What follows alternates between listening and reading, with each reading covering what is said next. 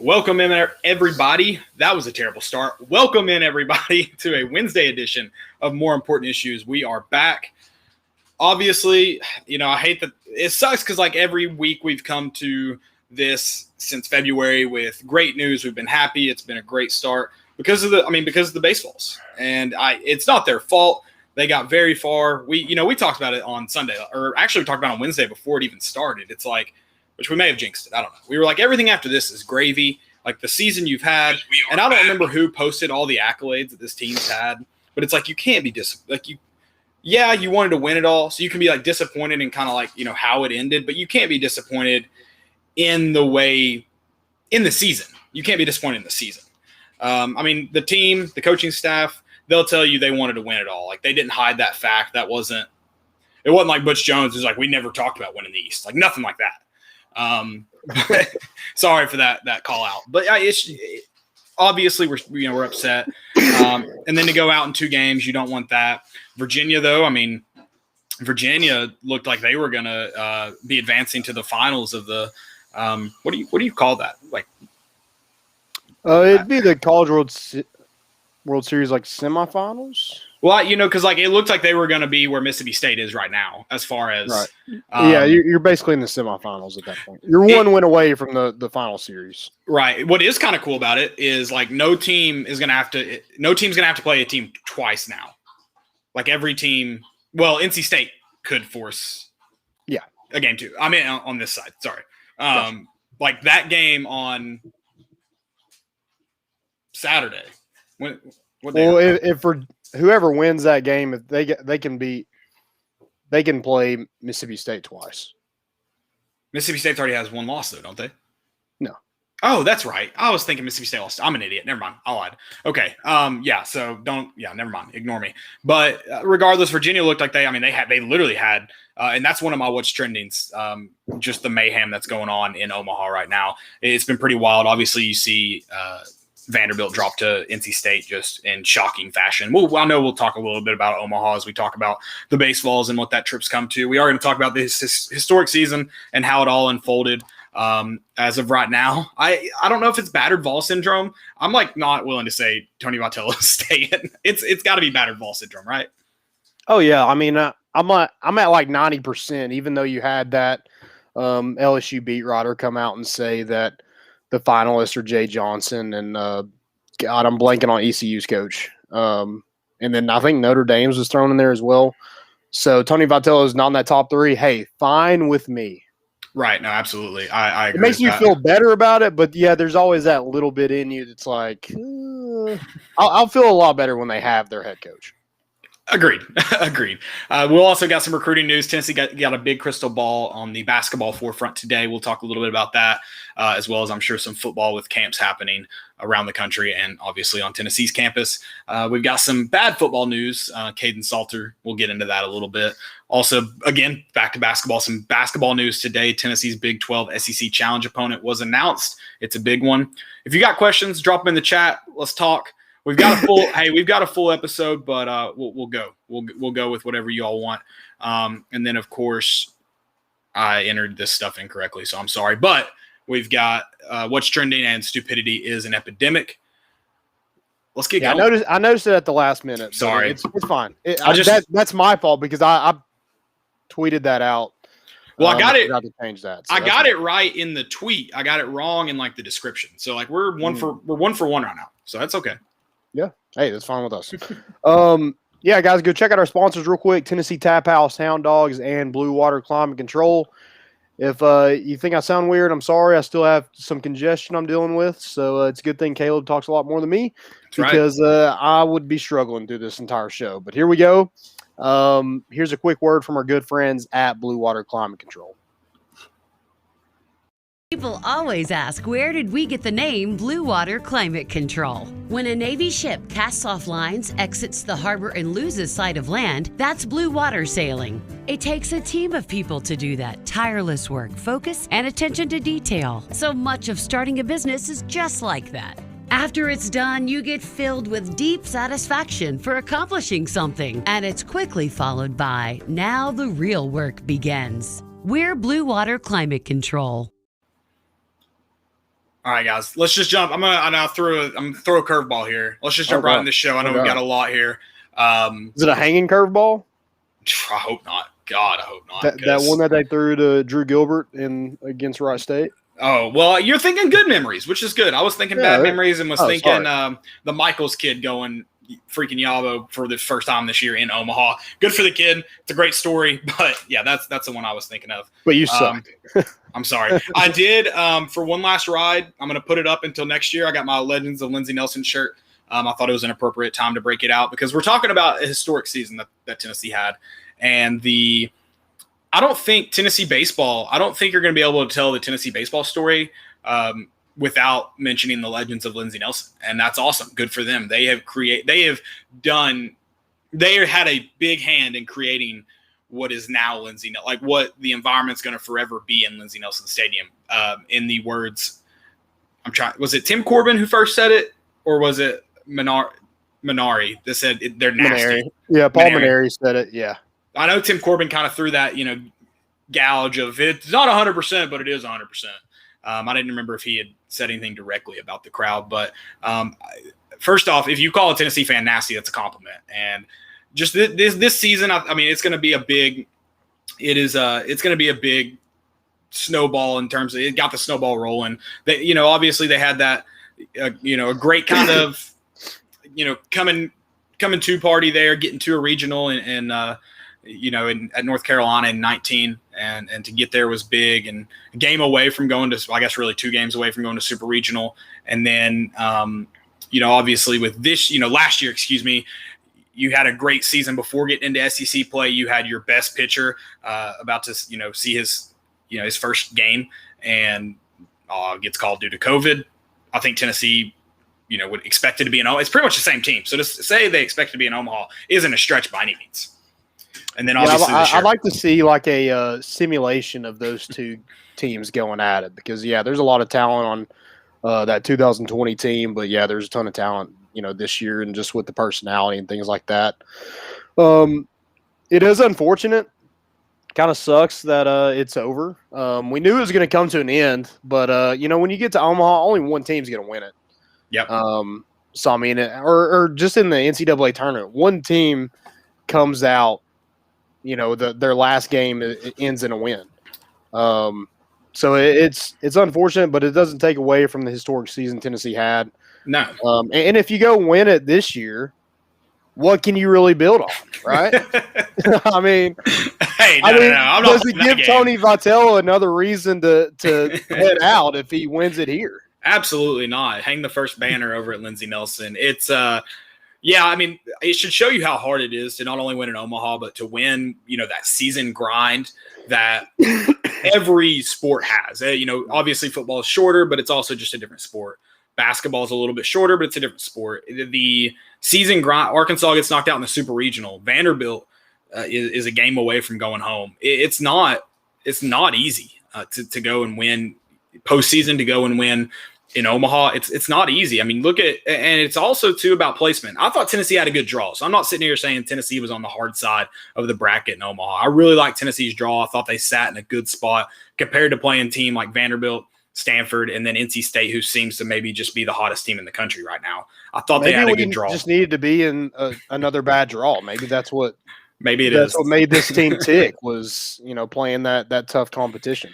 Yeah, but I mean, going into like what that season grind is, like Wright State, they're maybe we can make a deep run, get to a super regional, and they kind of get shafted and get stuck with the likes of Tennessee, Liberty, and I'm blanking on the fourth team, but Duke, who was on a 22-game win streak, something stupid like that. Yeah, they hadn't lost in a month. It just then Duke. I mean, if you want to, you could say Duke got shafted and to get thrown in that one, and so it is just kind of a season grind. And I didn't plan on coming here and critiquing anything that the coaches did because I'm trying to get better about that anyways. I definitely don't know more. It was kind of hard last football season. I tried to stay away from it. It was hard, and there's a lot of situations. I'm sure the players would want to capitalize better in some areas but at the end of the day, to get where you are, and then Texas. Not that I thought Virginia. If you're going to look at a team and say Virginia just flat out beat you, I thought Virginia did. I thought you had way more moments to get at Texas that you maybe didn't take advantage of. But Texas also did a good job of fighting you off. They made some good plays, especially in the infield, to get out of innings that I thought just made it really, really hard on Tennessee. And then Tennessee also kind of backed itself into a corner a couple times. They had bases loaded with no outs. And when you can't capitalize there, you really put yourself in some sticky situations. Pardon my MLB pun. Yeah, it just took a lot of air out, especially that, double play with, like you mentioned, bases loaded, no outs. Drew Gilbert pulls the ball 99% of the time, and the one time he smokes it opposite field, it lands in the third baseman's glove, and they're able – it's hit so hard, that's why they're able to turn a double play, because Drew Gilbert's a really good athlete.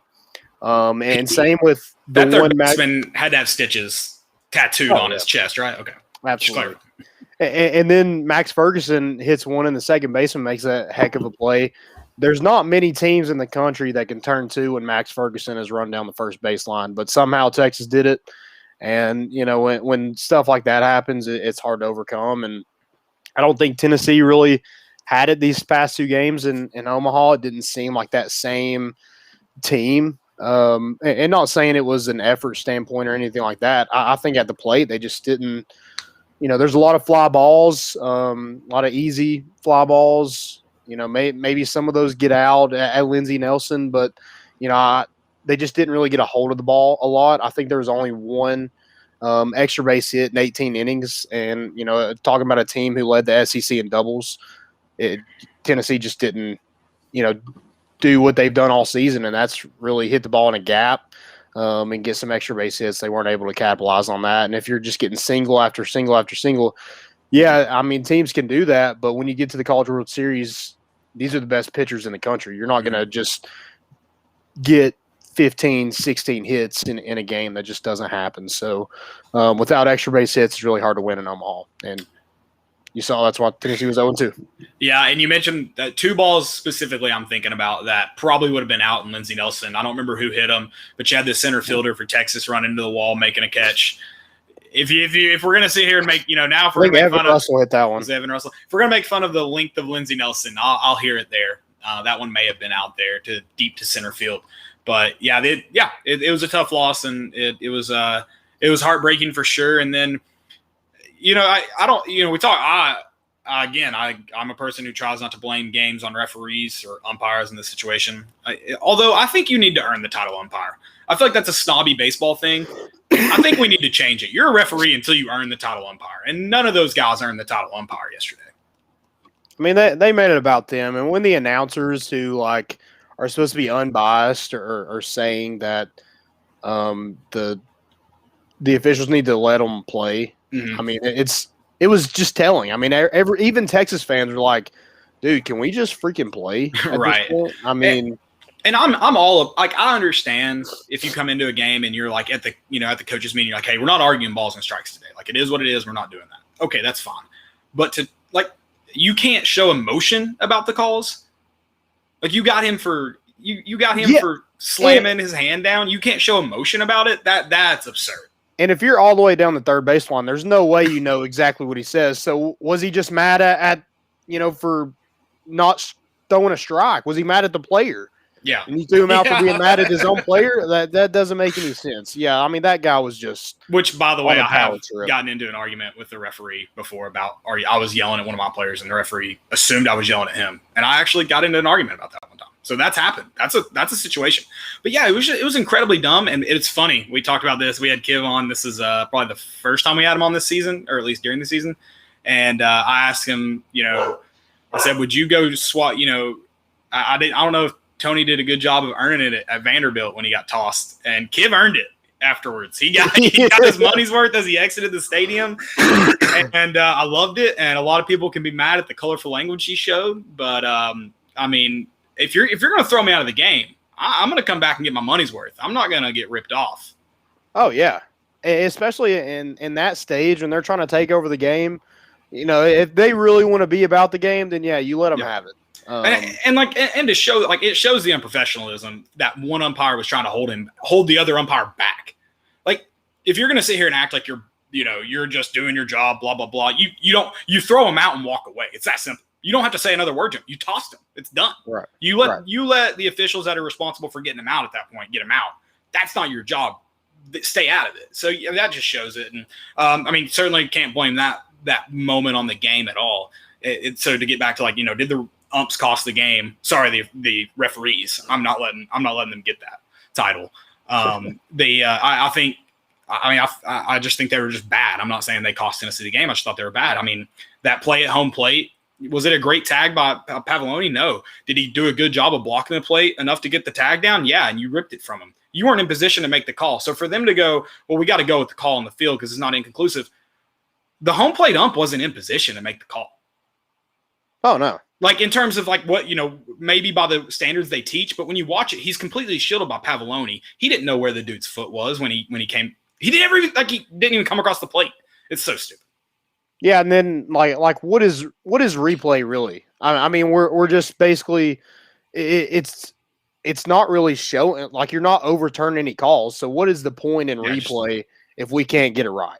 Right, and I mean, if you're not willing to say, hey, we made a mistake in real time, we slowed it down. He was out.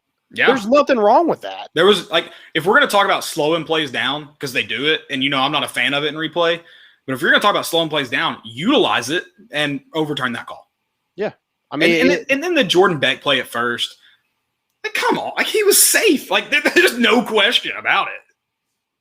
Yeah,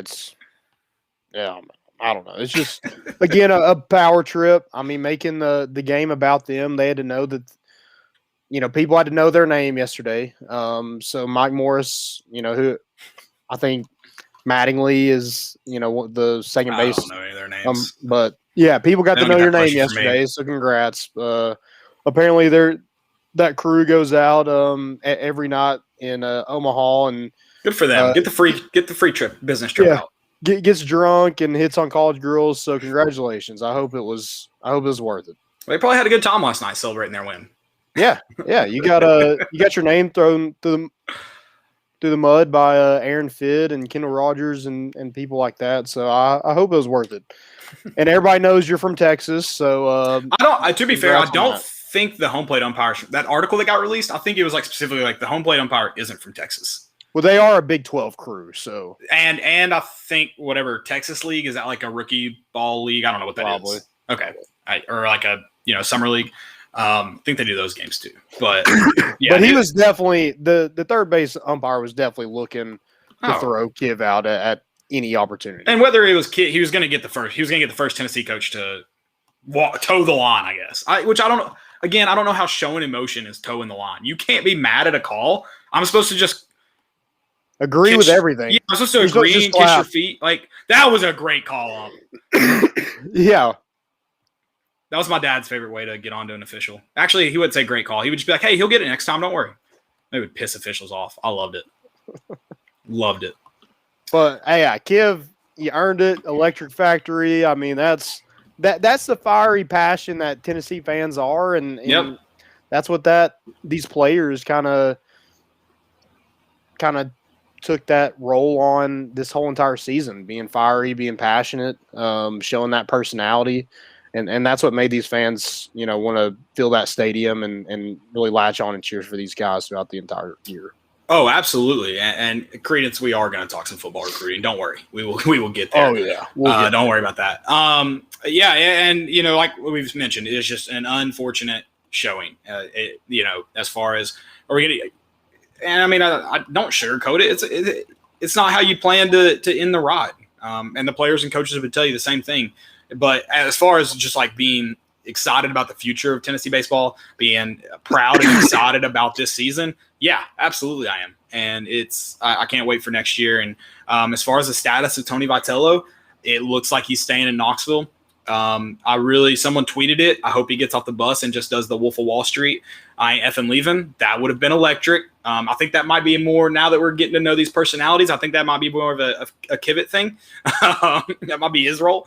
But I think the status is clear. And I think you're going to hear some announcements, whether it be contract or facility upgrades here in the next month or so. I think you'll hear some stuff about the status of the baseball program.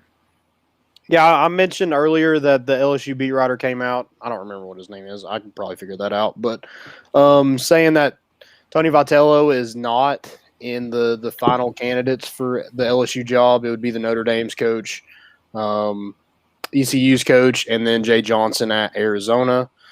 So Glenn Gilbo. I don't know how you say it. At LSU beat tweet. Yeah, and then, man, that is a LSU name, right? Yeah, and I still don't know how to pronounce it. I just said it like 6 times, and I'm not sure. Gilbo? Sure. We're going to go with Gabo. Maybe it's Gabo. Oh, there's an L in there. You think that's silent? Galbo. I don't know. I don't know. Anyway, East Carolina's Cliff Godwin and Notre Dame's Link Jarrett is his other 2 coaches for the finalists for the LSU job. So those are the 3 most baseball names I've ever heard in my entire life. Link, Jay Johnson, Cliff Godwin, and Link Jarrett. That's 3 baseball names. I'm not sure, but they all sound white. You're not telling they do baseball names. It's either white or Dominican Republican. Like and that's it's your not 2 options. LINC. It's not like short for Lincoln. It's Link, LINK. Yeah, you don't think you have a baseball card laying around with the name Link on it somewhere? I definitely do. It was Link Jarrett. I love it. That's a great baseball. Yeah, I think East Carolina's coach used to be an assistant at LSU before he got that ECU job. So, yeah, I mean. Yeah, bring him home. Cool, yeah, great candidate. Love it. I think they'd be great for the job. Agreed. I do too. It has been fun seeing LSU fans shift their hate for Tony Vitello to love. That's been now back to hate. Back to hate. We never won. I didn't want him. Do you want him? Yeah. Yeah, it was never there's bigger fish in the sea. Okay. Okay. All right. Anything else for the status or anything you kind of want to cap on this baseball season? I mean, just everything that I've seen from Tony Vitello, he seems to love it here. And if, a lot of people were saying pay the man, and yeah, rightfully so, he probably needs a raise. But I don't think that's his biggest thing. Right. Especially the vibe that we get from talking with this coaching staff. I think it's getting his assistants raises. I think, this has nothing to do with Tony Vitello's contract, but getting Ross Kivett paid would definitely be great. Well, yeah, every baseball coach in the country wants the 3rd assistant. Right. And then the facility upgrades. That's how you solidify your program as one of the best in the country. When you're winning games and you have one of the best facilities in the country. So, you know what really pisses me off real quick? How can Butch Jones get paid, $50,000 a year and get to stand on the sidelines and instruct? Because he was instructing players. I saw video. I don't know how involved he was, but he was involved at a level.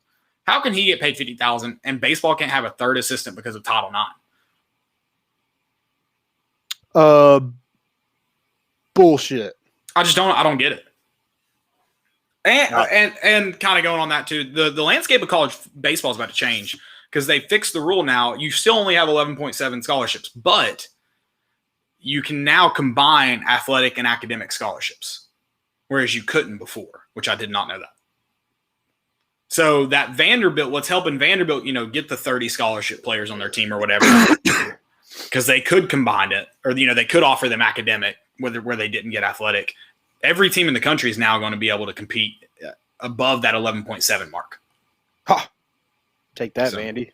Which, does that make Tim Corbin a candidate at LSU? I think he was, when it first came out, he was a name thrown around, but I think it was one of those kind of fantasy land names. Yeah, he has a legit program built. Now, but if we're going to, everyone's thing to Tony Vitello was facilities. Well, LSU's facilities are way and above LSU's. Tennessee's, right? Or LSU's are way and above Vanderbilt's. Sorry. Oh, yeah. You're right. Yeah, 100%. But I think the difference in Tony Vitello, I'm not sure that – I mentioned this on the bat flip yesterday. I'm not sure that the LSU job is so much better than Tennessee's if you have that commitment to upgrade facilities. Yes, unless you just want the facilities now, because it is going to be time. So the only way I say LSU's better, because the roster, their roster is young, so it's hard to 100% say their roster is in a way better situation. But the roster could be better just because that they've been building and building for, what Minari's done there. And then if you want the facilities now, yeah, LSU's a way better job. But as far as just like, what could I make LSU and what could I make Tennessee, you're really on the same platform. We lost Landon. I don't know if you all can hear him. Dylan, can you hear him? Okay, so let's see here. I'll fill the dead air. I don't know. I'm still not with you. I'm sorry. Let me bring you in and out and see what that does. He left on his own. I don't know, like looking at myself like this. There we go, Dylan. Thank you. I'll hop in. I don't know where Dylan Landon. There we go. He's back. My back. Yeah, you're back. Sorry, I wasn't sure where you were going with that. So I was like, I don't know how to fill this dead air at this point.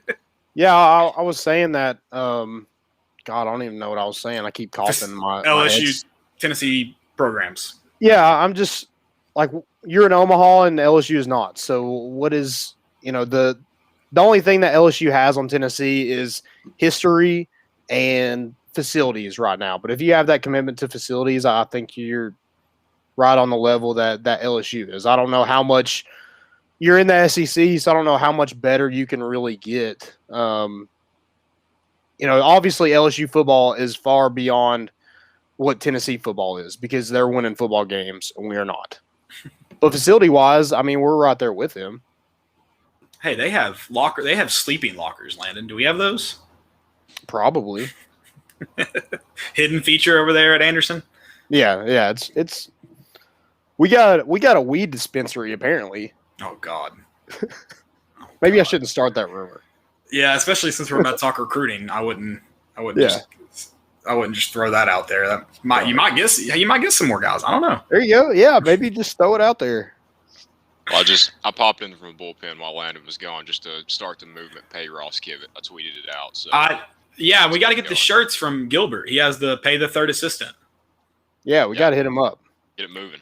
Do you have, Dylan, while you're in here, do you have a different take on as far as like facilities? I know it's, we're all Tennessee fans, so it's hard, or not the facilities, the programs as a whole. Like when you look at it, do you see LSU in a different light than maybe we do? A little bit. I agree with kind of what you said there. Just in the short term, until the facilities get implemented, until all the changes get implemented, it's kind of what I was saying the other day. And I mean, you see what LSU has there with the guys like Trey Morgan and Cruz, the young guys. I get the attraction with the history, everything like that. But it's kind of what I was telling Landon yesterday. It's, to me, if I'm Tony Vitello in that position, it's got to be attractive to see your AD, what Danny White should be doing to Tony Vitello, looking at him and saying, hey, not necessarily here's a blank checkbook, but here's kind of the plans we have for the systems and everything. Does that work? And if not, do it your way. Like, if it means we get to keep you, build it how you want to build. It's what he should be doing. Yeah, he gets to be the creator. This is his own little game of Minecraft. Yeah, right. I was about to say, past just a blank checkbook. The blank checkbook's got to be included, but hand him the controls. Be like, here's the blueprints, but they're not filled in yet. You put the blueprints out for us. We'll follow your lead. I think that needs to be the case. And I think if he did that, I don't think the first thing Tony Vitello, and I could be wrong, I don't know the guy personally, but the vibe, like Landon mentioned, that we get, I don't see him being like, the first thing I'm going to do is write myself a check for $1.5 million. So right. And you can learn a lot from going to different stadiums. Like that deck was implemented this season, and I think it was maybe it was last season. I don't remember. Oh wow, Landon, have you even been going to games that long? Are you a new Tennessee fan? No, I'm not actually. But like they learned about it in 2019 while they were at the regional at North Carolina. They're like, oh, that's a really cool thing. We'll implement that. So you can learn a lot by going to different stadiums and seeing what works and things like that. Tony Vitello, I'm sure, has a really good idea of what he wants to do with this stadium. I don't know if you completely rebuild the stadium. That might be out of the budget maybe. But I think you can make it a lot better than what it is. Maybe around that 10,000 range in seating. Because, I think Mississippi State had, what do they hold, 15? I want to say it's a little bit less, but around that number, yeah. Yeah, during a midweek game, there's not going to be 15,000 people there. There's probably not even 4,000 people there. Right. So you want to get that happy medium where you want to fill it up in big games, but you don't want to make it too big where you're not filling seats. So you want that happy medium. And demand is good. If you're selling out, that's a good thing. Yeah, and there's plenty of gaps you could probably leave open too for when you get to regional and super regional. Because I tweeted it. I don't think this will be Tennessee's last time where you could throw in those grandstands. Now I don't want a grandstand down the left field line. I want it wrapped around. But right field, if you are able to kind of fill that stadium in, get something good out in left field, and how you have the porch right now, and leave the right field open to bring in those grandstands for postseason, yeah, I think that would be great. Yeah, I think it's going to be more built up than probably out. Right. So, I mean, like the porch, it'd be cool if they could do it and, have different layers to it, different stories, and not just be basically bleachers out there, make it more of like a brick or concrete, make it more sturdy. And I think that'd be really cool because people like being out there. It's a really cool thing to do with a group of people. Yeah, let's make it more permanent with and not just bleachers. I mean, bleachers are sorry, they're ugly. The Vestal and me, they're little league. The Vestal and me kind of likes the idea. It's why I want to keep the troughs over on the south end zone. It's why I want the dark, nasty, creepy concourses in the south end zone. The Vestal and me loves the nasty Tennessee. So maybe keep one part nasty. I mean, maybe you do it all concrete and then you get some troughs in there. You can keep some nasty. I'm not opposed to that. I like the nasty name. I can't get away from it. So put your maybe we'll just sit in troughs. Yeah, there we go. Do what, Landon? Have some like cooler troughs for your drinks or for your pee. I guess either one. It depends on how the game's going, Caleb. Multi-purpose. Yeah, I'm all for multi-purpose troughs in anywhere. That would be fantastic. Yeah, I hope there's going to be some upgrades to Lindsey Nelson and I think the college fan in me and selfishly, I want Tennessee to have their own stadium. I know a lot of people like the idea of multi-purpose in it with the Tennessee Smokies, or whatever they would be called when they came to Knoxville. And I would love to see some games get played over there. I loved the idea of the TriStar Classic being played up there a couple years ago before it got moved to Lindsey Nelson. But how great would a TriStar Classic be in downtown Knoxville? Where you're not playing. You bring those teams in. They don't maybe feel like they're playing an away game, but they kind of are, but without the Tennessee stuff around them. It's just the generic stuff, and so everybody kind of feels like they're on neutral ground. And I think that would be a great environment and a great time. And I'd love to see Tennessee get to play games there, but I don't think I would be a fan of it being their permanent home. No, I'm the same way. Yeah, you can play some games every now and then, but yeah, not every game. No, right. Thank you. Yeah. Maybe that's – I know I've seen a lot. And I think the stadium, if it – which I don't know if it's set in stone yet. It looks like it's going to be really, really cool. It looks like around the stadium is going to be really, really cool.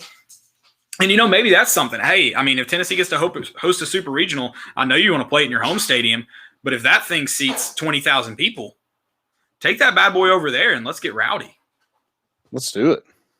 Because, I mean, what is a – I mean – because it's not, no matter what you build Lindsey Nelson up like, it's never going to have the history of Neyland. So it's not like Tennessee, talk about the 12-team playoff. If Tennessee gets to host a playoff game at some point, God, please. Like that, we wouldn't want to ever, if Nissan was in Knoxville, you wouldn't be like, oh, let's move it over to Nissan.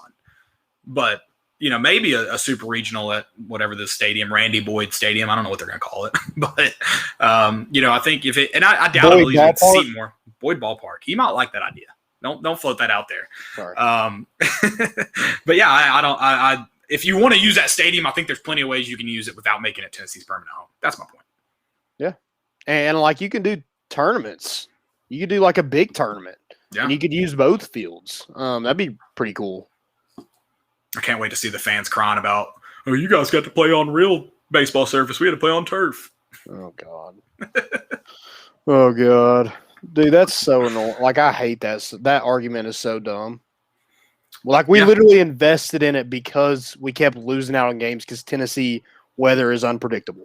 I meant to look into that to see how many more games Tennessee got this year versus 2016 or When did they go to it? 2018? Well, that first game of the Super Regional probably isn't played, and it's definitely not that lightning delay is definitely not.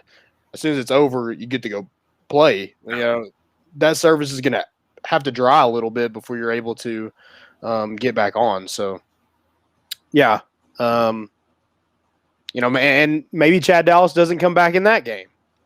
So there you go. It worked in Tennessee's favor. Yeah, that's a good point. Love the turf. Love the turf. Love the turf. Anything else before I know we need to get on to some football recruiting. We got some people wanting to hear about it as well. That's kind of all I got. All right. Landon, let's hear your recruiting pitch. Oh, God. Recruiting pitch. So we did have a question before we move on to football. God, I'm dying, man. I'm sorry. We had a question before the show. If I could find it. It was about baseball recruiting. Possibly. I think I saw it, but I didn't screenshot it, so I apologize. Thomas underscore Ledford 1 said, how are 2 pitchers we lost this season due to injury looking? And then baseball recruiting info also. So the 2 pitchers were Jackson Leith and Ben Joyce. You know, those 2 guys, I think Ben Joyce would have been more of a bullpen guy. He throws around 100 miles an hour, so that would have been a nice arm to have in that bullpen. He was coming back due to injury. He was a JUCO transfer from Walter State. Before that, he was at Farragut High School right here in Knoxville. And then Jackson Leith, you know, in any other year, he is probably drafted, but they only had 5 rounds last year, so he got to come back and then went down with a nasty hamstring injury, I think in the second game of the season. And so he was kind of done with for the rest of that season. I think he had surgery back in March. So I think they hope both of those guys come back next year. I think Jackson Lee could potentially get drafted again, but, you know, didn't have any tape this year to really impress scouts with, so I don't know where he's at. You know, if he's able to work out or anything for MLB teams, I don't know. But I think both of those guys will hope to be back next year and be big impact guys. I think Jackson Leith will probably be a starter. Ben Joyce, I don't know if he wants to be a starting pitcher. I don't know what his role will be, but I'm sure you'll see him a ton, especially when he's, you know, flashing around 100 miles an hour. I did not realize he was throwing gas like that. Straight gas. I mean, will Joyce be back? Credence would. You mentioned that, right? You said that's the hope. Yeah. I mean, and you know, with the one-time transfer rule, there's nothing is set in stone, but that's the hope. Knoxville kid going to Walter State. It seems like he wants to be around the Tennessee area. So I'd kind of be shocked if he left, but I think that's a big contributor for Tennessee this season. And, you know, you didn't get him, so hopefully next season he'll, you know, have a huge role with this bullpen. It's one of the few times you say you hope he doesn't get drafted. I mean, you want it for the kid, but yeah, like you get him back next year, like let's pass on it a little bit. Yeah, and baseball recruiting, you got the number 6 recruiting class coming in per perfect game. Some of those guys are never going to step foot on campus. Guys like Brady House, he'll be a top 10 pick.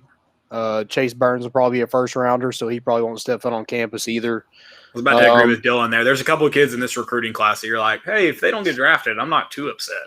Right. Yeah.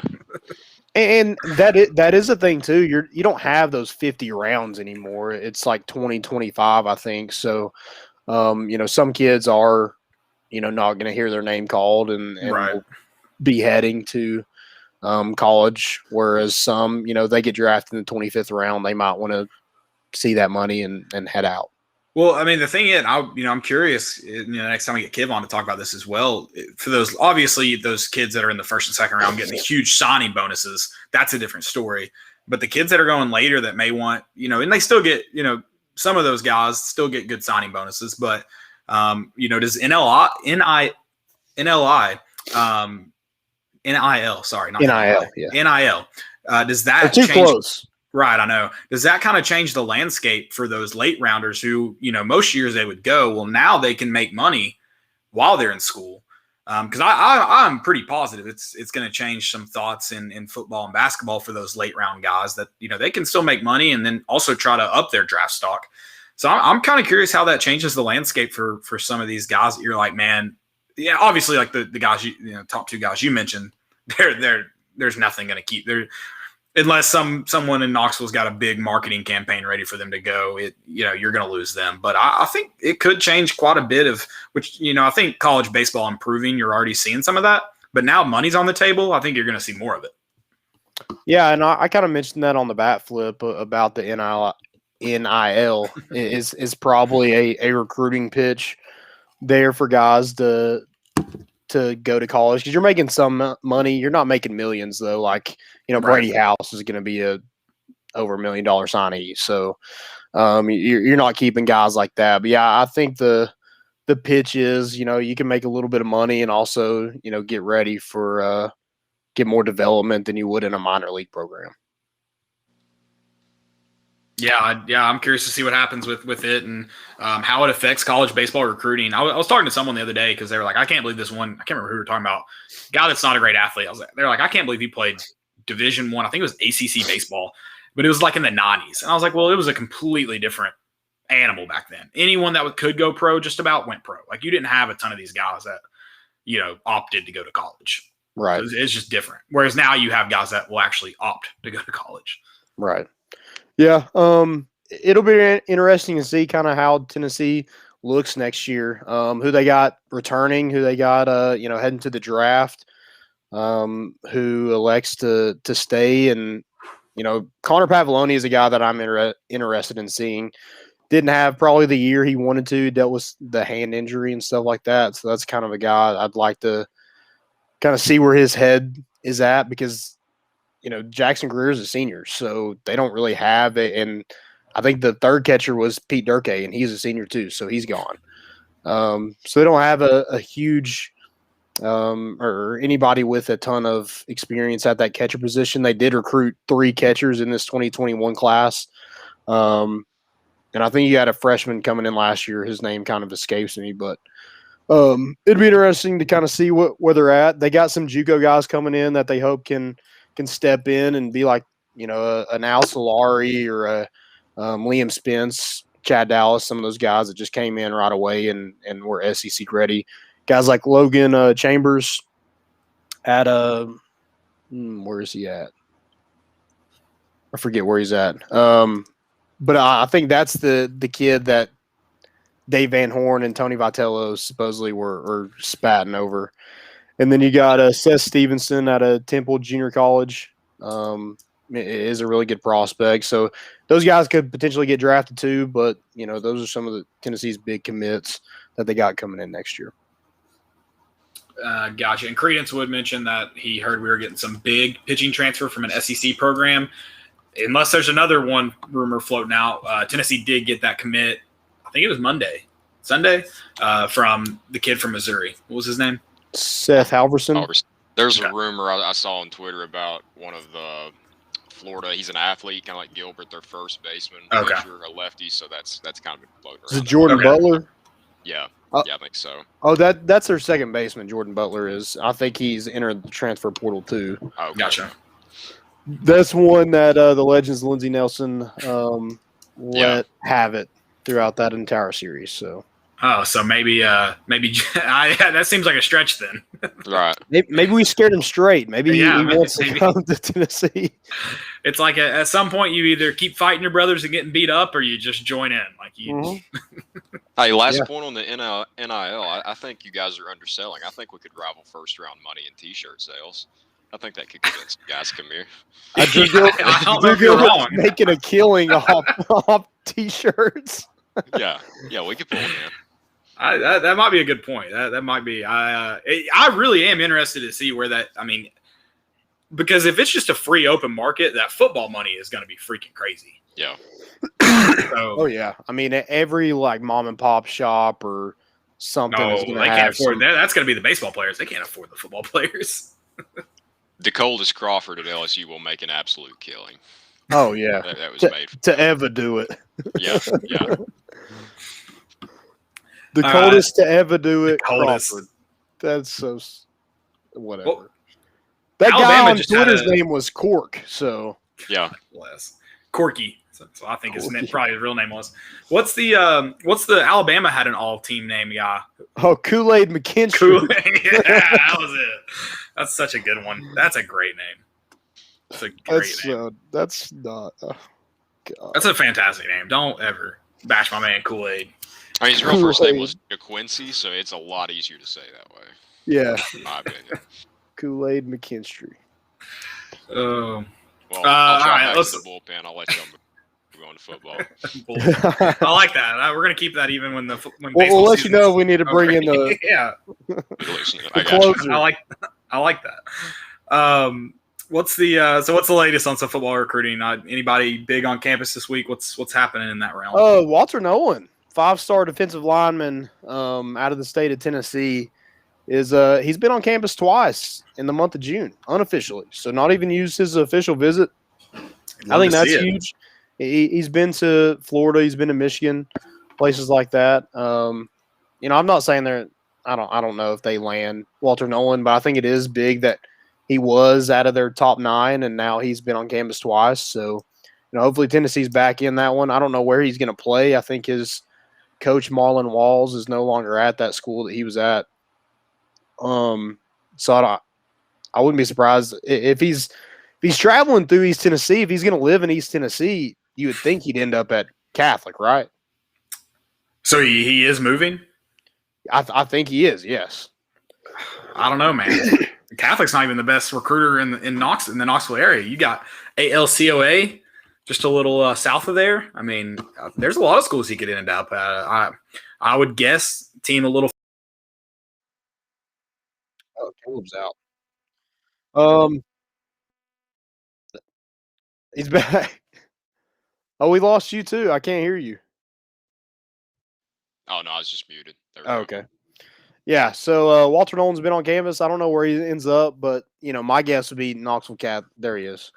My guess would be Knoxville Catholic. I just think that's the, where you're playing Brentwood Academy and Innsworth and Macaulay and stuff like that. I just think that's a recruiting school. Did you get to hear my bash of the team to the north of Catholic or to the team to the south? I heard Alcoa, and then you cut out. And then there's one team to the north that's probably been in recent history probably recruiting a little bit better than Alcoa. It's true. Yeah, that's a good point. You never know. I didn't realize he was looking to move to East Tennessee. I didn't know that was a thing. I'd heard that. I don't know if that's for sure. That could be just smoke, but gotcha. What kind of smoke? Big smoke. that smoke Ross Kivett's giving out. That kind of smoke. Okay. And then, I think you're going to have a lot of official visitors on campus, guys like Cam Miller, Mo Clipper, Caden Pope, some commits, Brody Foley, and Vincent Sneed. Get some of those guys. You had, I think we mentioned on Sunday that Caden Curry came down and brought Taven Jackson with him unofficially. I think that would be huge to kind of get in his recruitment. He's a 4-star defensive lineman, top 100 player. If you're able to kind of get into that one, obviously Rodney Garner's a solid coach to be in that recruitment. Branson Robinson's going to be here, 4-star running back out of Mississippi. Madison, Mississippi. You ever heard of a 4-star running back out of Madison, Mississippi? I'm a geography guy, but I'm not very not sure where Madison is. Yeah, I don't either. And then Quintel Jones out of Peach County in Georgia, where Rodney Garner does a lot of his recruiting. He'll be on his official visit this weekend as well. And we'll see kind of what happens. I mean, smoke that Salter likes. I wasn't going to say it. It was a great one from Graham, but I was trying to allude to that. I didn't. God. Graham just landed the joke. I read it out loud as I was reading it. You did read it aloud. It was funny. It was funny. It's funny. I love it. It is what it is at this point. All you can do is laugh. Do y'all know who the coaches were saying boom about If I had to guess, it was the guy that was getting crystal balls, and that's Messiah Reddick out of Detroit, Michigan, 3-star offensive tackle. So he was on his official visit last weekend. So get more guys on campus this weekend. Keep on that train, and we'll see kind of what happens if they're able to add anybody in the next couple months. If they're able to add some of these guys that are, class makers before you win football games, now that means you could lose them if you don't start winning football games. Right. But if you're able to add that I don't know the way to word this necessarily, but it maybe proves me wrong about the recruiting abilities of this staff. Because right now I'm a little kind of unsure. I think a lot of them are, for the most part, unproven. Now there's some proven guys on there. You mentioned Rodney Garner. But right now you're just like, can they recruit at the SEC level with some of these other programs? It's unproven. And I don't expect a lot of them right now just because I'm in the boat of, if I'm an athlete, unless I'm just wanting to go to Tennessee because I'm a Tennessee guy, I wouldn't commit. I want to see if you got the program saying where you or going where you say it is, and then I'll commit. So if they can get some of those guys in here before, I will be impressed. Obviously, I know it's tough to hold on to them, especially if you're not winning games, but I'll be impressed that you at least sold them on your vision. Yeah, I mean, that's kind of all you can do right at this point. Yeah, I forgot to mention that. Kayron Prunty, I think that's right. Down to South Carolina and Tennessee will make his decision this weekend at some point. And he was a freshman All-American at Kansas transfer. We have a couple Kansas transfers already on this roster. Dejon Terry and what's the other one? I'm sorry, I was looking at my dog. Who's the transfers staring into nothing. Into nothing. I'm trying to remember who all the transfers were. Was there 2 from Kansas on campus? Yes. If there was, I only heard of one. Okay, I'm not saying so maybe it's just Dejon Terry. Yeah. That I'm not sure. I thought there was another one. No, I'm lying. There was only one. I think there was another one we were looking at, but didn't end up coming to. I think he went to Auburn, maybe. Yeah, we'll see kind of what happens with that. I think he was a guy that can really help that defensive back room out a lot. You don't have a ton of depth at that position, at those positions. Mm-hmm. So a guy that has that college experience and produced at a Power 5 level, I think would be huge for Tennessee. Yeah, I mean, first off, bodies. Someone said that Tennessee had on Twitter, that Tennessee had a ton of depth. And I was like, can you show me this depth? Because I'm lost.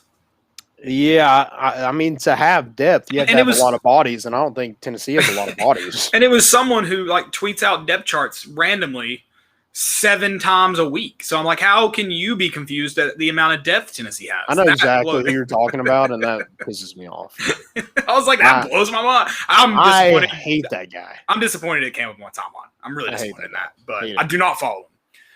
Just like Wes Rucker, he's like a freaking cockroach. He just shows up. Just never dies. Always on my timeline. Right. It's usually people yelling at him too. And I'm like, I agree, but I don't want to see it. Yeah. Whatever. Basketball recruiting, because I know that's what I came to talk about. Yeah, so you got a crystal ball. It didn't have a ton of sureness to it. I think it was only like a level 3 or 3 out of 10. Yeah. Mm-hmm. But 5-star combo guard Kason Wallace out of Texas. I think Justin Gainey. I think he has a relationship with him. Maybe it's Rod Clark. It's one of the 2 assistants he has a relationship with. So I came up here for an official visit.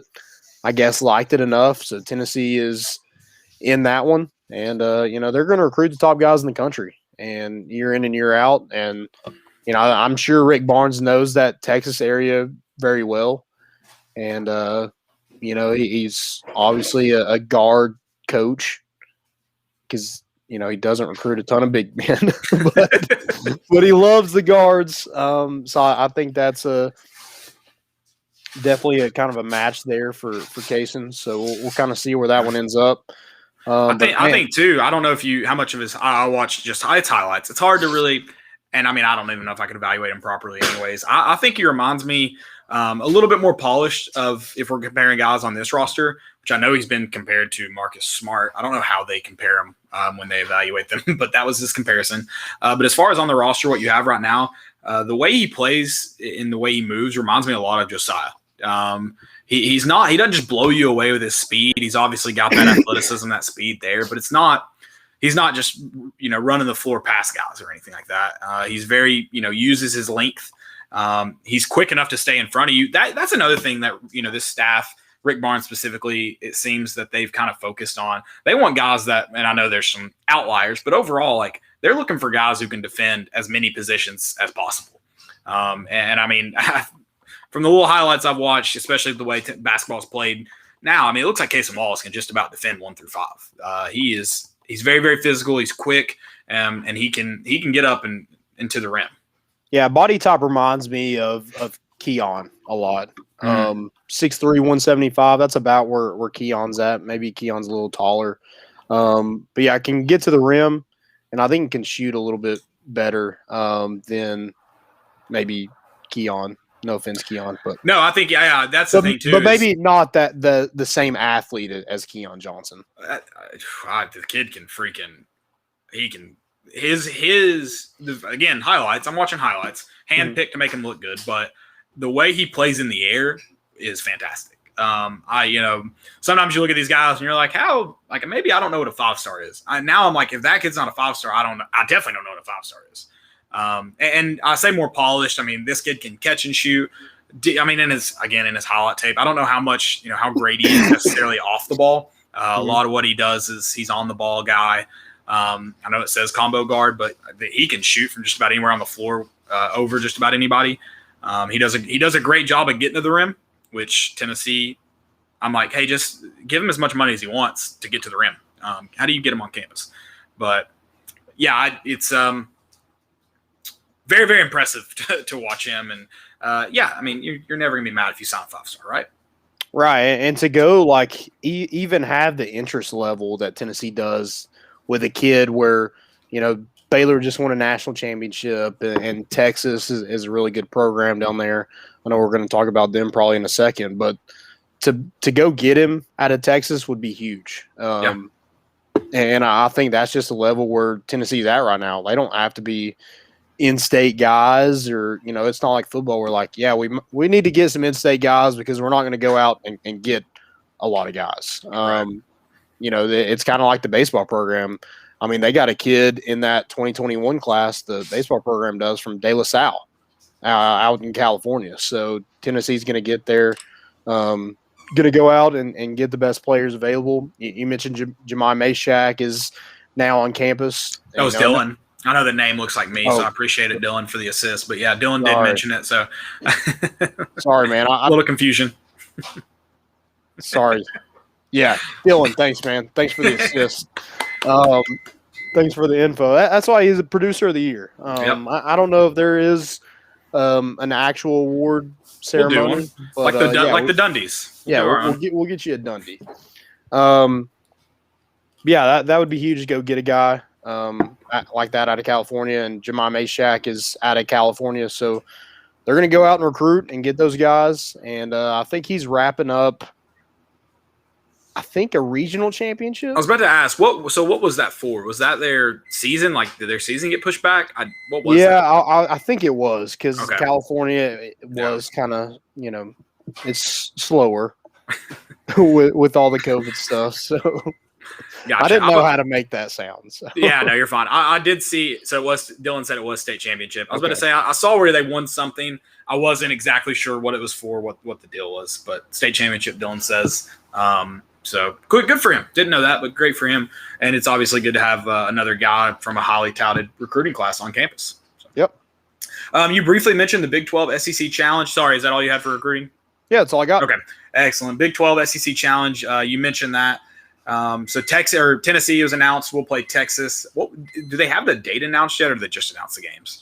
It's a Saturday in January usually. Yeah, I don't know exactly when that date is. They may not have announced it yet. I probably honestly isn't don't released. But Tennessee is going to Texas. I wish that game. I mean, you always want to host the games. It just doesn't work out that way. So I don't know if Texas will come to Tennessee soon. So it worked out that didn't it just kind of happen? Who do we play this year? Oklahoma. Is that right? No, I thought it was Kansas. Yeah, we did play Kansas. That's right. I thought maybe I was making that up because I know we traveled to Kansas previous year. I was like, am I making it up that we did play Kansas at home? It was Kansas. So I don't know if it'll work out that way that Texas comes to Tennessee. I know they, pretty much try to match up the two team, the two conferences, by make the games competitive. So I guess it could, depending on the outlook of those teams, could be Texas and Tennessee again. Yeah, we freaking waxed Kansas. That's right. Yeah, we beat them by 19. Yeah, I didn't. It just didn't feel right because I knew we went to Allen the year before, and that didn't happen. And lost that one. Barely to freaking as a dookie or whatever. Is that what you called him? Yeah, that's what I call him. Yeah, and So I don't know if it'll work out that way. It would be cool if it did, because I think it's gonna be a great matchup. Yeah, no, I think that's another, Casey Wallace, we just talked about him in Texas. That's a game he can easily go to and see the Vols firsthand. So that'd be pretty cool because he's already used up his official visit. So that'd be pretty cool. Yeah, and Dylan just mentioned Chris Beard will be the head coach at Texas. No more. What was his name? I can see his face. Why did you do this to me? The dude from VCU. Yeah, I can see his face. Shaka Smart. I almost said Smart, and now I'm throwing myself off. I mentioned Marcus Smart earlier. I was like, "There's no way his name's Smart." Like the Kansas. I knew it was a weird Smart, name. Marcus Smart. Shaka. And he went from while he was at Texas, he went from bald to having hair, like not just bald, like completely shaven bald. It was pretty impressive, honestly. Pretty impressive. Got that Rogaine. I guess they got that good. I guess all that sun in Texas helps that hair growth. I don't know. Yeah. I need to move to Texas. Yeah, obviously you're going to get the Rick Barnes Texas storylines that they will wear out probably all season, but definitely that week and that day. So can't wait for that. That's going to be fun to read about. Dude, ESPN, it's just like they cling. It's like American Idol and America's Got Talent and all that. Like they cling to one storyline. I'm like, you really can't find out like one other fact about the players or the coaching staff. Are you talking about everybody has a sob story like on American Idol? I mean, not even necessarily a sob story all the time, but yeah, I mean, mostly American Idol sob stories. You making lasagna? What is going on? Emily's in the kitchen. Is that a fire? Butt naked making eggs. I hope not. I apologize for that. I didn't realize. I can barely hear it because my headphones. I didn't realize you could. I got these expensive Astros. So exactly. Exactly. I got these corgi ears on my face. But they just like the obvious. Like I'm not saying like the story about the Michaels kid. That was freaking awesome. But we heard about it for 7 innings. Yeah. And not just like when he was playing. They would just randomly pan over to me. You guys know this guy had cancer? It's like, yeah, I did actually because you all told me. By the way, what about Hippo. Josh? Yeah. What about Josh Dobbs' class schedule? I'll never forget his class schedule. I mean, that was the most memorable part about 2016. It's just like wear it out. We get it. It's like just fine. Like football is an even better example. There's 90 kids on this roster, 180 in total. Find one other one. One, I beg of you. Yeah. And yeah, so it's just like they're definitely going to wear out the Texas one. I can't wait. It's going to be so much fun. Can't wait. I'm going to start digging up headlines for them just so I don't have to hear it. No, like normal, but. Like Chris Lofton and Kevin Durant. Oh, I bet that's good for Tennessee fans. We'll see that play. What do you want to set the over-under at? 15? Oh, way more than that. How many? I'm thinking like 30. You're thinking 30? So we can set it like 24. Over-under at 24. Get your bets in now. Credence Wood said Keon just set the record for vertical jump. If you were going to ask me what Tennessee player, I would have lost that bet. What Tennessee player was going to break the record for vertical jump? Would have lost that. Would you breaking the previous record by 2.5 inches? That's nuts. 48 inches. Graham Morgan mentioned Stanford's up 5 on Vanderbilt. I wonder how much the Vandy guys whistling tonight. Does he whistle for fun, like excitement, or is it just it's all the time? Someone mentioned on the show last time it was all the time. Also, they're in the 6th. I don't know if I mentioned that. I would love to see Vanderbilt go down. I would love nothing more to see Vanderbilt go down. Someone mentioned that in the show last week. They were like, I just want to see an SEC team win. Hell no. Tennessee or nobody. No. Yeah, I hope they tie. Absolutely. Okay. Bad news. Let's get into the bad news before we get to our segments. Drop those questions in the chat. We're about to get to questions. Kaidon Salter. Save your it's weed. Like me and you probably agree on the legalization of marijuana. Right. But it's like what the rules are, and regardless, it's like your employer, whether weed's legal or not, if they're drug testing you, they probably don't care whether it's legal. Like they're probably gonna say no. So it's like that. It's like the rules, and then also like don't be driving around hot with freaking taillights out. Like let's be smarter. We all make mistakes, but like let's try to do our best. You just got out of trouble. Let's just try to be better. Like that's it. I'm not ragging on the kid. Dude's obviously super talented. And again, I don't even know what his involvement was, but I think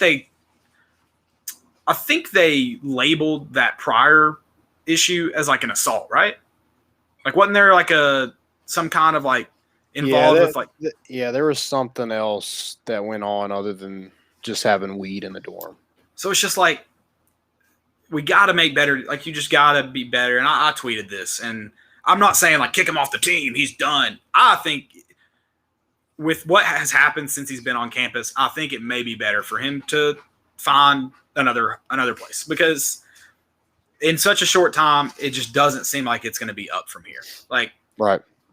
And I'm not saying he can't come back from those issues, because someone mentioned like, you had Juwan Jennings who had 2 issues, Jeremy Banks who had 2 issues, and they're back. Like every situation's unique, but we're talking about a guy who's been on campus for less than 6 months.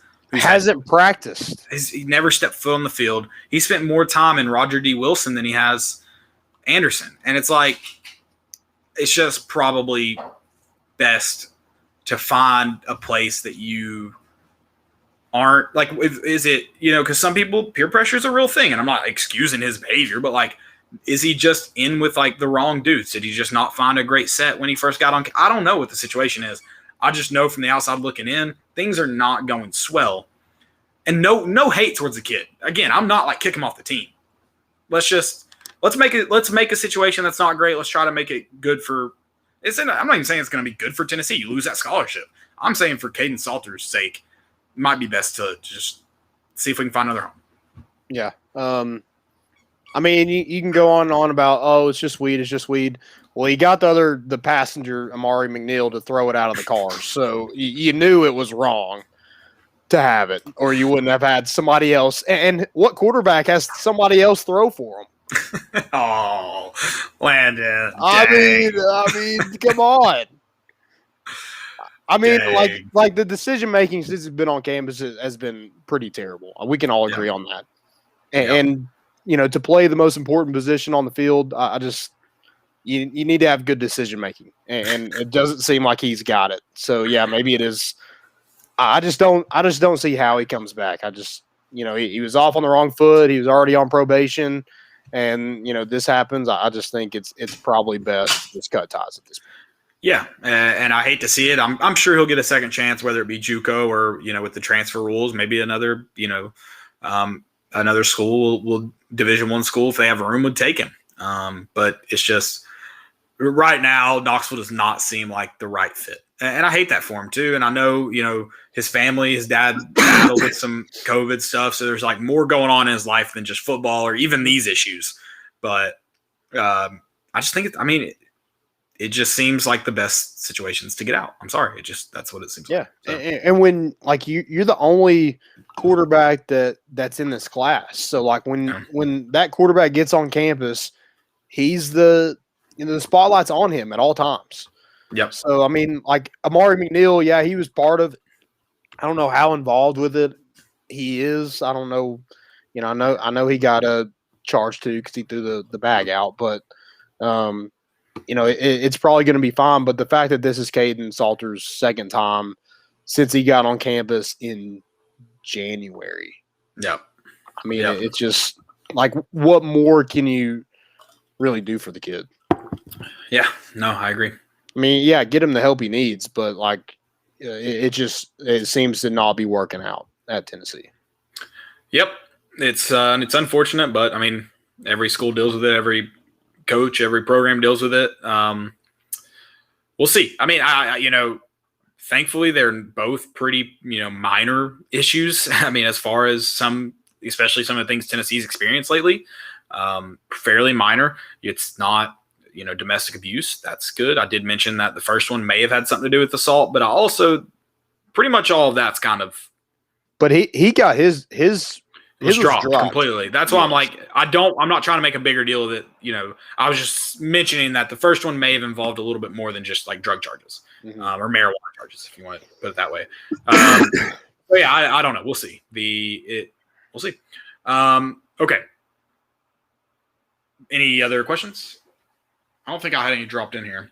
Yeah, I think that's all I got. All right. Do you have any what's trending? I've got a few. I know we didn't. I'm sorry, I forgot to mention it when I saw it missing out. So you have any? I don't. Okay. I've got 3 quick ones here. The first one, goaltending. It's trending because it is not a thing on inbounds. We found out last night in the Suns game. And I honestly didn't understand how that could be goaltending. So I was in the but I didn't think. So did you know that goaltending did not exist on inbound plays? I didn't, but now that I don't know, because you can't make a shot from out of bounds, so I don't which makes sense. So right, yeah, it does make. When I watched it, I was like, yeah, it's not goaltending because it can't be a shot. So I was like, I was kind of in the boat of. I feel like I've seen alley-oops just as close as that. That's never been called goaltending. So are we really going to call this one goaltending? That was kind of my take. That's why I didn't think it was goaltending. Right. So I didn't know the rule, but I also was like, how? What? Okay. Mm-hmm. I don't know. But yeah, goaltending, non-existent. Also, as cool as that play was, not as good as Jordan Bowden's. True. Which definitely was not goaltending. That ball was... He caught that back here. Yeah, caught back. My next one, this is a shout out to Adam Massey. He gave me this one as we were coming in. So Tottenham, I don't. So Suns in 4 before we move on. Yeah, Suns in 4. Suns in 4.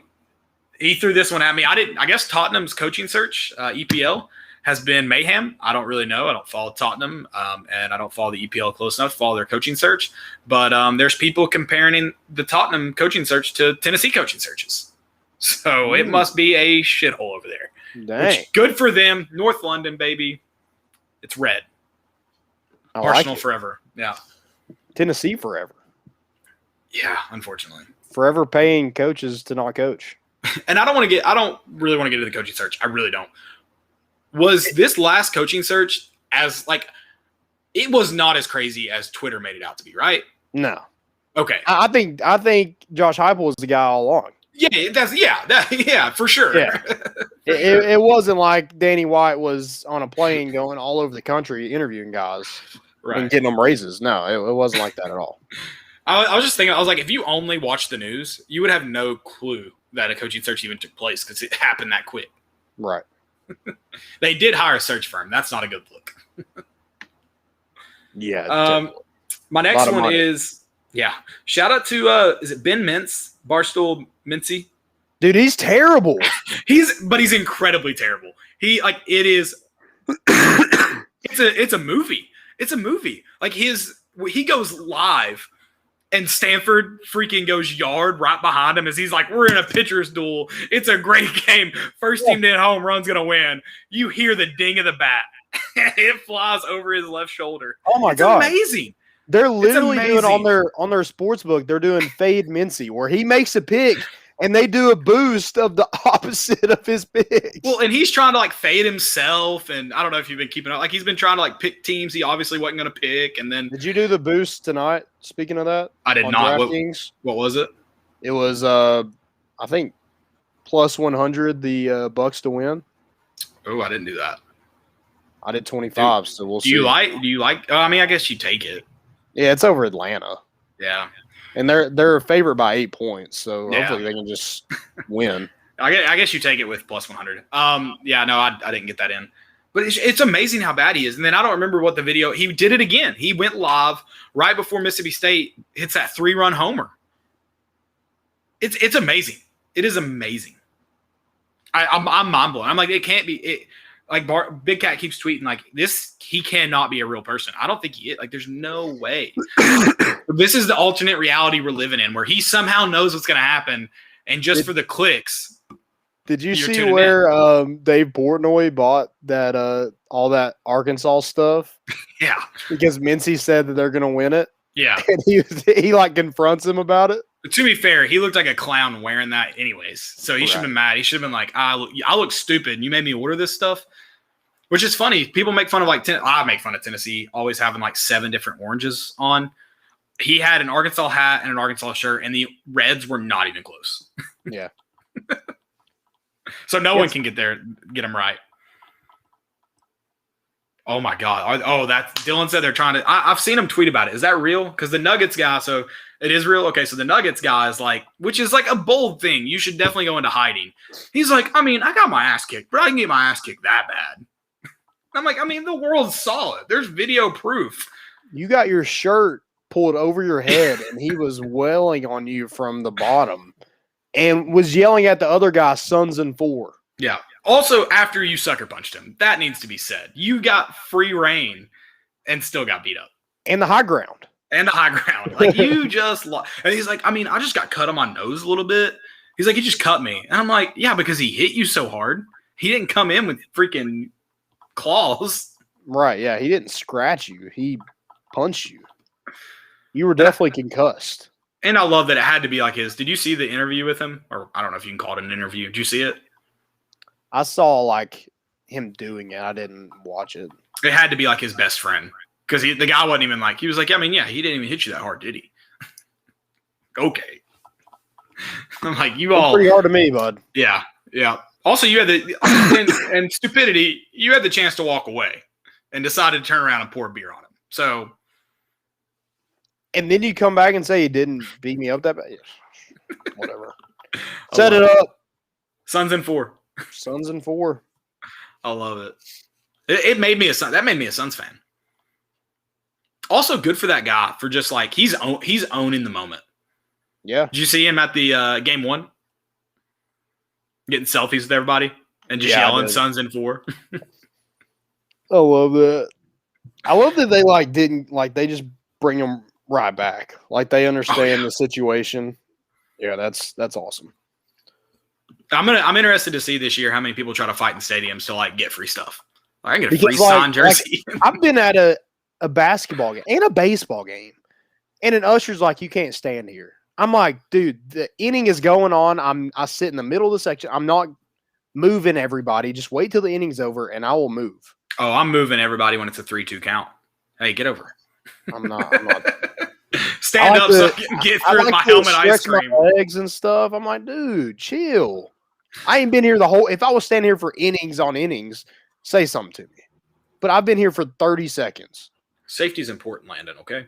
Chill. We're doing standing room only tickets, and I can't stand right here. Come on. So Landon hates his usher. So if it wasn't even my usher. I know the usher, my guy. I'm sorry. Okay, sorry to Landon's usher. He doesn't hate you. He hates your buddy. Yeah. So if you need to know what section not to get your season tickets in next year, ask Landon. Freaking Ranger Rick over here, sir. You can't stand here, buddy. He called you sir. Wait, yeah. did you buddy him after he served you? No, I didn't. I was about to say that's just absolute disrespect. No, respect. He was an elder. I respect my elders. I was like, hey man, I was like, hey man, I'm just waiting until the inning is over, and I'm gonna go back and sit down. But I want to say, dude, do you see all these people standing around, and you're gonna call me out? You just look like a guy he could get to sit down. I guess so. The rest of them don't look like it. Regional Raby. Damn. I love that. That is fantastic. So, Dylan, you should have chimed in for that one, Dylan. Do you want to deliver it or you want me to? I'll let you choose here. I Because that needs to be read aloud. I'm going to shoot a complaint over to Kiv. You know, I almost said it earlier when you said something about the bandwagon baseball fan or something. That's fantastic. That's when Kiv was like, "Oh yeah, you got your 8 tickets." Yeah. Landon didn't shy away from those 8. He went and bought them immediately. He was the first one to buy 8. People were like, "I didn't even know I could buy that many until this guy in front of me did." Yeah, part of the elite. He's not down here with the common fans. Right. Yeah, I get a cushion in my seat. I mean, were you hanging out with freaking Haslam at that game or what? Me and Randy Boyd just we shared the armrest. Oh, that's hot. Yeah, my right, his left. We kind of shared it. So it's fair. It's fair. Randy Boyd's got some big arms. Throw it in. Randy Boyd's a good looking guy. He is a good. I know a lot of people that have been like that. That dude looks good. I'm like, he would punch somebody and say balls. Randy Boyd. Yeah. You know he ran the entire state, right? Just ran it like Forrest Gumped it. Really? When he was running for governor, yeah. Oh, I missed that. I didn't see that. Yeah. I don't know. What are you talking about? I'm like, he actually ran, or he just ran for governor? Both. He didn't I don't think he Forrest Gumped it. I think he probably stayed in a hotel or something. But he ran through every county in the state of Tennessee or something like that. Like he did something across the state of Tennessee. Like he just ran a road. So he's a try. Dolly Parton does at every roller coaster. She rides like the bottom of it. Yeah, I think he's a bit more committed than Dolly in that sense because he's a triathlon guy. Like I think he's. I mean, he looks like he runs. I think he used to do. Maybe he still does triathlons. So one day he just started running for the governor of Tennessee. I mean, how many Dr. Peppers can he drink? How smart is he? He was like, "I'm running for governor," and he just takes off. And they're like, "No, that's not what it means." And he didn't find out until he was 6 counties in. He's like, "I got to do them all now." Where's he from? South Knoxville. That's right.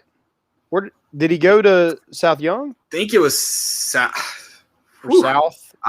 It's either South Young or Doyle. It's one of those two. I don't remember which one. Yeah, but he's a South Knoxville guy. Okay. He is. Yeah, because that's where he's going to put that Hobbit town or whatever it was. Yes.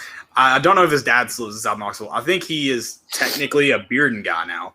But oh, that's all the. Oh my God! Yeah, you're not a South. If you move to West Knoxville, you're not a South Knoxville dude. You sold out, man. You sold out. Yeah, I'm still a Randy Boyd fan. Don't get me wrong, but I think he's technically a Bearden guy now. So, hey, South Knoxville for life, though. Fake news. I love it. Yeah, I'm a big Randy Boyd fan. He's a big baseball guy. He is. He used to own the Johnson City Cardinals as well. I don't know if he still owns the Doughboys, they are now known as, but he does. I think it's.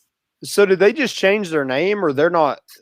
So they are now a summer league instead of that stadium is no longer there. Right? Yeah, it is. Yeah. TVA ballpark, I think. Okay. It is still there. So they rebrand. You know how they did the MILB? They rebranded everything. Yeah. They got rid of the Yappy League, which I guess was single A ball, and they kept. I don't know if it's still called the Appalachian League. They kept that league, and now it's summer league ball. So Johnson City, Elizabeth, and Greenville, Bristol, team in West Virginia or West Virginia. I can't remember which one.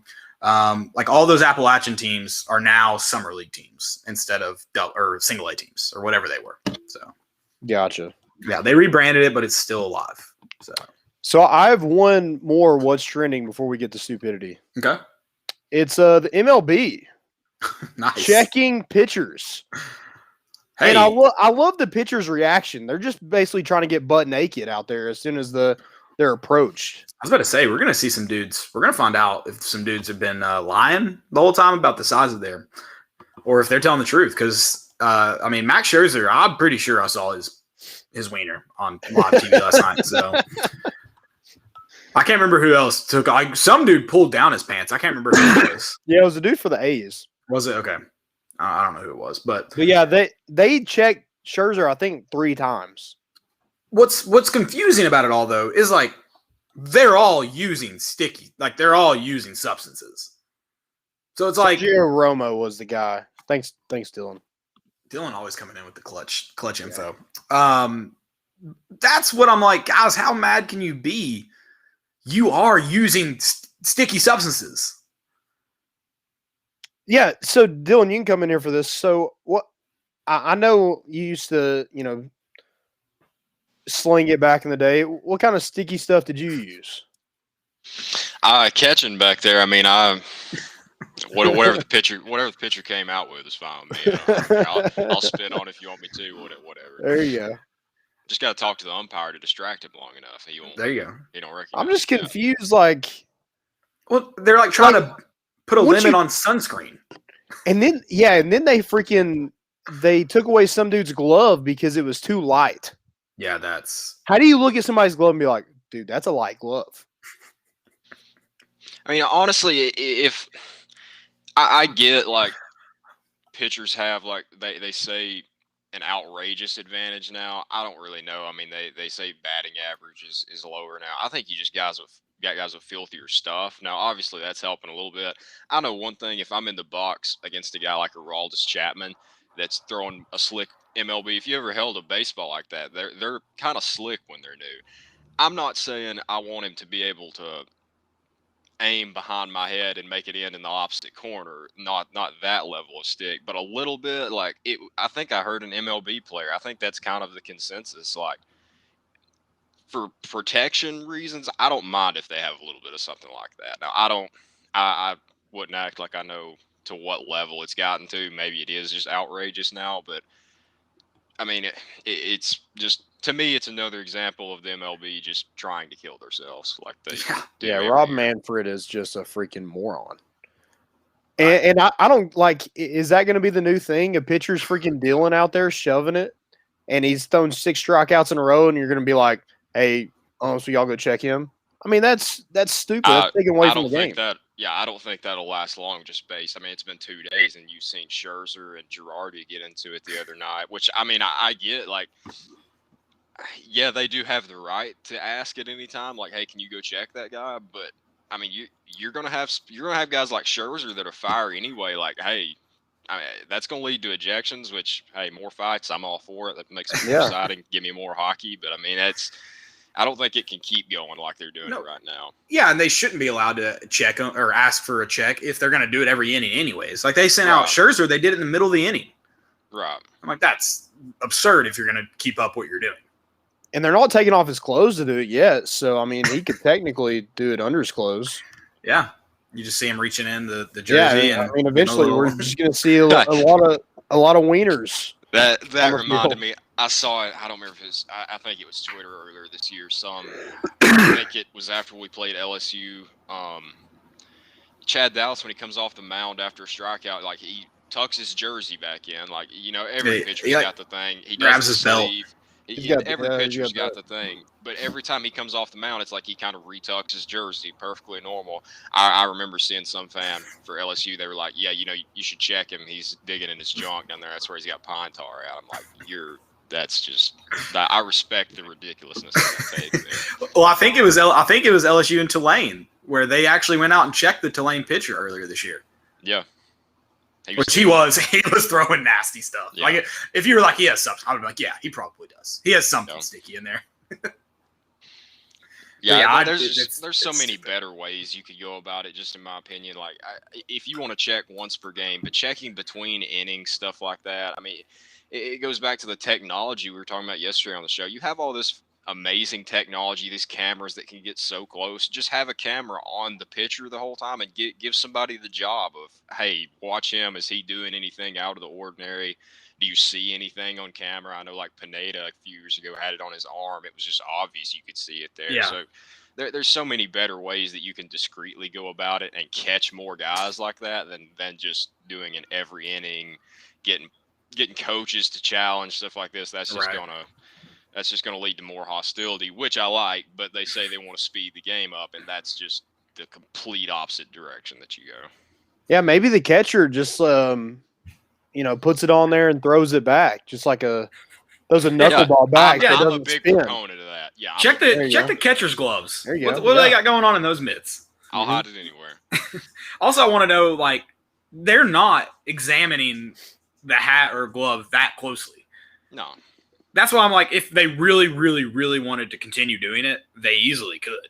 It's So like it's when just they like checked, when making they checked mockery. DeGrom the other day. Yeah, it was like the umpires walked up like, hey, we got to do this. Sorry, you're the filthiest pitcher in the game, but we think you could be using some stuff, even though he's been doing it all year. You've got minor leaguers terrified to face him. I mean, it's just, it's the stupidest. It doesn't surprise me because Rob Manfred, everything he does is stupid. He's made no positive decision for MLB since he's been the commissioner, but it doesn't surprise me. So Dylan, you played catcher. I didn't play catcher at all. I was too little, and I blinked every time they'd swing the bat. So Connor Pavoloni's play the other day. You get that tag? Do you get that tag down? Yeah, you got to get the tag down. I mean, what he did in terms of blocking the plate. Yeah, I think it was Caleb said it earlier in the show.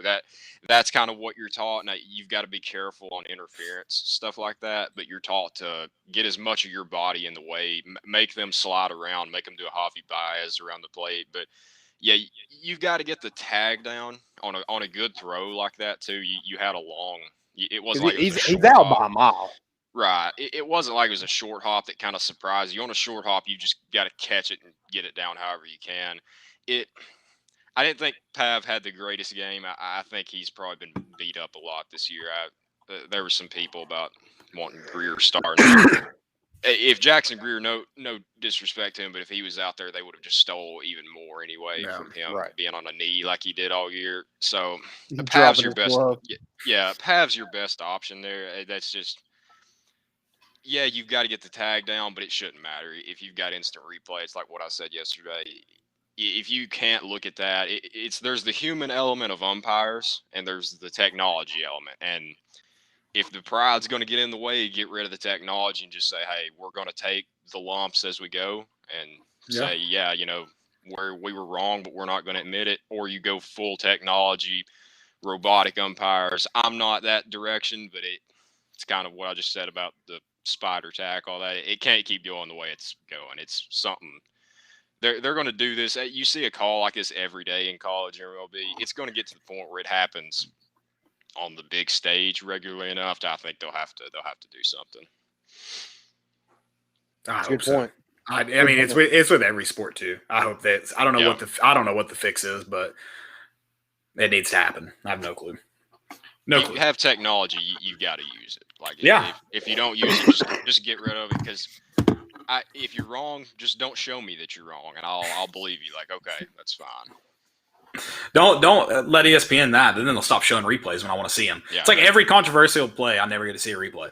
It's like what I was telling Landon too. I mean, I know the umpire probably took his helmet off, but I saw your tweet, Caleb, about them going to the umpire cam between every pitch. It seemed like, and I'm sure he took his helmet off there, so that probably invalidates my point. But hey, if you're going to have that on the helmet, tell him keep his helmet on, and if your eyes can't see it, let the camera pick it up. If it's sitting there looking at the play, you've got a GoPro less than 3 feet away from the play there. Tell him keep his helmet on, and there's another angle. Maybe you can get it from that one.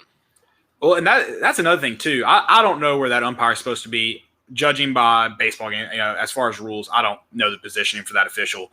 But I've got to think you got to know where that play is going to happen at. But he's standing. It's Pavoloni, the plate, and then the umpire. Yeah. Can he not move to the left a couple inches and so he can see where the glove gets him at? Because he couldn't have told you when that glove touched him. There's no way. If the throw comes in from left field, I'd like him to be out towards the right side, kind of from where Beck's throw. I mean, it was from right field, but I'd kind of like him on that side where you can see the front. Be on a throw from right field, you got to be on the complete opposite direction. You got to be behind it. If you're lined up there, it's like that first replay they showed. You couldn't see anything from it, but then they switched to the second one, and it's clear as day. To us, maybe I have advanced vision. Maybe all of Tennessee Twitter has advanced vision. Maybe they just looked at the umpire cam. When they look at the review, they're just like, oh, I mean, your guess is as good as mine. It's like these snowboarders, skateboarders you see that have GoPros on them after they Yeah. crash. It's just rolling. They're like, We're going to show that Ross Kivett. Yeah. That was again. I don't know. Mind blown by it, but that'll be my stupidity. I've got one more stupidity though. Do you guys have any? I got one, and it's somebody asked, "What's your score prediction for the Tennessee-Virginia game?" And one guy said 24-21.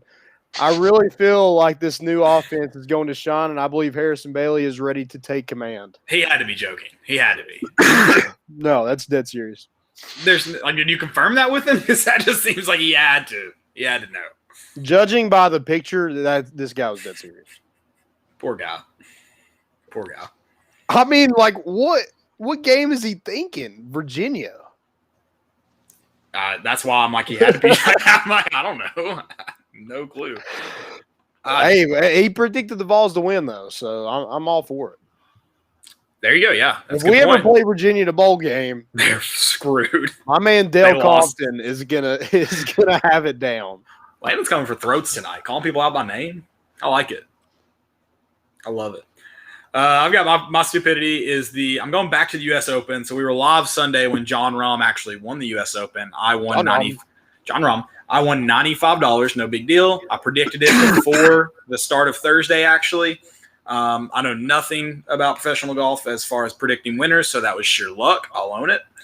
The stupidity is, and first off, I need to preface this with respect the troops. Thank you for your service.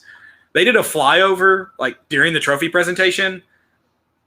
First off, shouldn't flyovers take place like before I don't know. Before you start? Before you start. Because like isn't that kind of like, all right, we see a jet fly over us at I don't know how fast like they go, but however it's pretty fast. But like I don't know how you say it, so I'm not even gonna try. You see them fly over 4.3, 40 or something like that. Yeah, and you see that jet go, and you're like, yeah, and then it's just like, all right, pack up and go home. That was fun. What? And then they had to wait on it. It was like awkward. They were like, all right, and here's our flyover, and everyone was just kind of like, yep, it's coming. I see it. Wow. All right, that was really cool. Yeah. Okay. Yeah. So, and it's like, I don't know if, I think you know this, Landon. I think fireworks shows are really, really dumb. The dumbest part about fireworks shows. Yes. Randy Boyd is pissed off right now because you're talking about the Smokies and their freaking Friday night fireworks show. This is more of a shot at Boomsday, but like fireworks shows, they like have this whole thing and then their big boom is at the end and you're just like, okay, go home. Like that's it. Start with the big boom. Finish with something light if you want to make fireworks shows a bit better. Because it's just like you just got your ears freaking pounded on for 30 minutes and now you go home after the biggest one. No, let me off easy. Caleb knows booms. Oh yeah.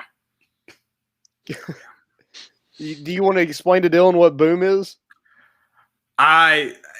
They say it's my alter ego. It's not a bad. I feel like alter ego gets a bad connotation. I'm not that crazy, but I actually named myself that. We went to we were tailgating before the LSU game, and I got very, very, very intoxicated. And someone came up and asked me my name. They're like, "Hi, I'm whoever at our tailgate," and I was like, "Oh, I'm Boom." No clue why I said it. I mean, I couldn't even attempt. Is Boom this one that kind of takes over when you're in the stadium and somebody wants to fight then?